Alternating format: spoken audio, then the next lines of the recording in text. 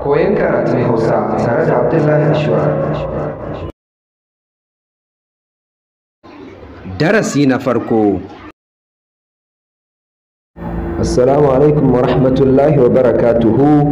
Barkanmu da wannan lokaci na da cikin darasinmu mai taken koyon karatun Hausa tare da Abdullahi Ashwar fita ta ɗaya. Wanda wannan darasi ne muka shirya shi domin masu muradin su koyi karatun Hausa da kuma yara waɗanda ba su iya ba ta yadda hakan zai zame musu sauƙi wajen koyo da fahimtarsa. Musamman saboda matsalolin da aka fuskanta a yanzu game da karatun Hausa da kuma kasancewar mafi yawan makarantu na boko a yanzu ba sa koyar da karatun Hausa sai na Turanci.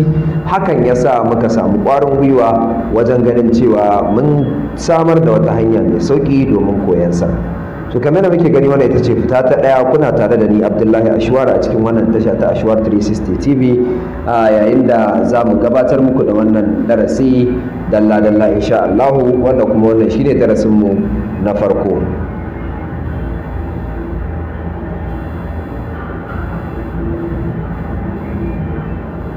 To abu na farko gashi nan mun gani wasulan Hausa sune a, e, i, o, u. A, e, i, o, u. To wannan su ne wasulan Hausa, su kuma waɗannan da su ne ake haɗa kusan duk wani sauti na kowane harafi. Waɗannan kuma su ne baƙaƙe ga su nan, amma dai yanzu ba za mu karanto su ba saboda ba su ne suka fi muhimmanci ba. Za mu fara da gaɓoɓin kalmar Hausa, koyon su ya fi muhimmanci. Kafin nan mu gane karatun Hausa daban da na Turanci. Yayin da na Turanci ba shi da wata ƙa'ida ta faɗar wani harafi, wata ƙa'ida tsayayya, Hausa kuma kusan yana da ita a mafi yawan lokuta. Duk wani abu da inda ka gan shi haka za a sake furta shi a mafi yawan lokutansa, illa wasu 'yan lokuta ƙalilan wanda mutum idan ya zurfi zai fahimce su. To wannan kama a Turanci ana kiranta A ne, amma a Hausa A. Wannan kuma E ake kiranta a Turanci, amma a Hausa A. Wannan I a Hausa mu ce mata E. Wannan kuma O ɗaya ce. Wannan U ake ce mata a Turanci, amma a Hausa U. A, E, I, O, U. To kamar yadda sunayen suka bambanta, haka zalika a cikin kalmomi ma furucinsu ya bambanta da na Hausa da na Turanci. To za mu fara da gaɓoɓin kalmar Hausa. A riƙa lura da manuniyata. Gaɓoɓin kalmar Hausa sai aka ce masu harafi biyu.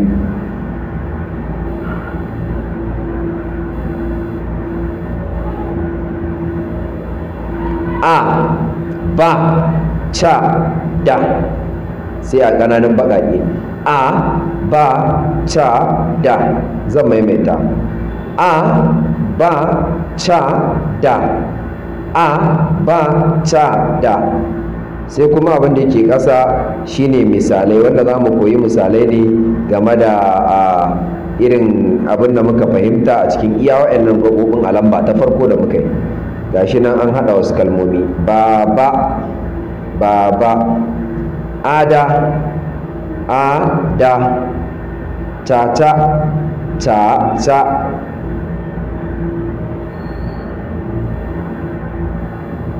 Daba, daba. Taba, taba. Abata, abata. Abada, abada. Ba'a, ba'a. Bada, bada. To wannan su ne kalmomin da muka koya ƙarƙashin wannan gaba ta farko. Sai mu je gaba a lamba ta biyu, kamar da muke gani a nan. Lamba ta biyu ita ce e, fa, ga, ha. A ƙananan baƙaƙe. E, fa, ga, ha. E, fa, ga, ha. E, fa, ga, ha. Misalansu aka ce gaba, gaba. Fada, fada. Mu lura a kalmomin zai iya yiwa muna hada da wasu gaɓoɓi na can lamba ta farko saboda mu rika tuna yadda muke amfani da su. Fada. Gada, ga, da. Eba, eba. Daga, daga. Haba, ha, ba. fahada, fahada, adafa, adafa.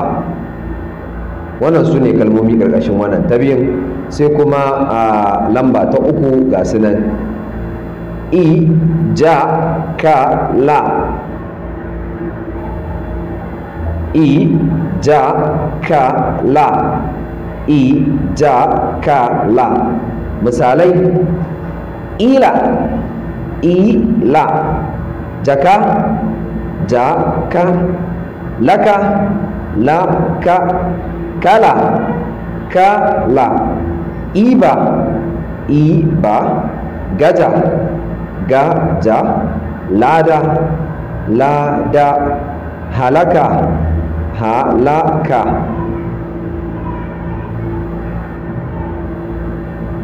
Dala, dala. Ika, ika.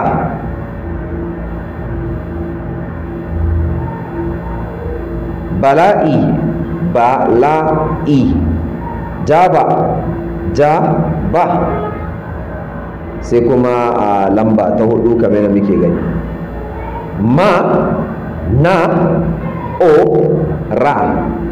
Ma, na, o, ra.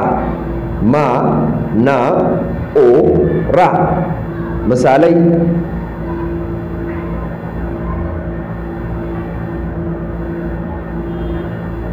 mama, mama. Nama, nama. Rama, rama.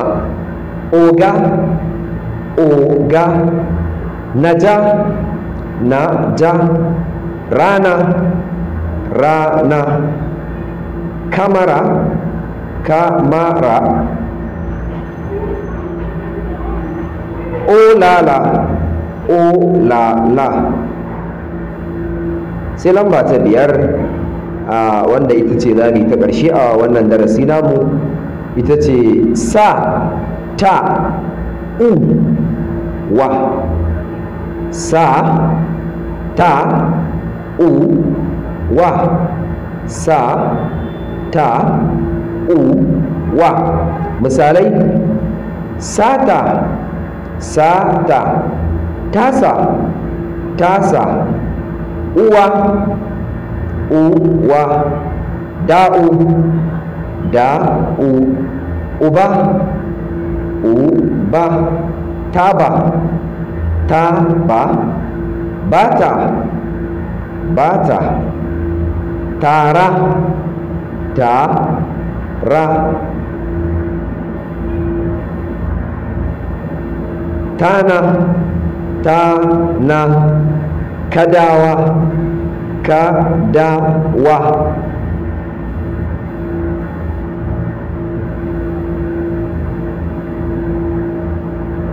Waja, waja. Wahala, wahala. Dakawa, dakawa. To alhamdulillah, nan ne muka zo ƙarshen darasinmu na farko, sai mun haɗa a darasi na gaba domin jin shi kuma mai ya ƙunsa. Da fatan dai ana bibiyar wannan darasi kuma da maimaita shi domin a ƙara fahimta yadda ya kamata. Mun gode, sai Allah ya ƙara haɗa mu. Shirin Ashwar 360 TV ƙarƙashin jagorancin kamfanin Ashwar Media